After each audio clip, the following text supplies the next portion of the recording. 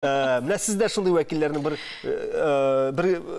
кешесе һәм менә бу мыек сездә кайчаннан барлыкка килде һәм аны кырып ташлыйсы килгән чаклар, бәлки кырып торган чаклар булдымы? Әлбәттә, мин алай дип уйламыйдым, конечно. Әлбәттә алай дип уйлаганым булмады, ләкин мыекны кырган чагым булды. Бер кичкенә генә вакыйга сөйләп китәм. Өйгә кайтым да ничек инде шулай җәй көне бу туктале бу мыекны кырып атсам, аның астындагы тересе битендә зәрәк кояш күрсә әйбәт булыр дигән фикер белән кырып аттым мин моны. Шуннан соң машинаны стоянкага илтергә киттем. Шул көнне бик каты давыл чыкты, ураган булды. Березовый рощаны харап итеп ташлады. Әлбәттә менә шул көн булды ул.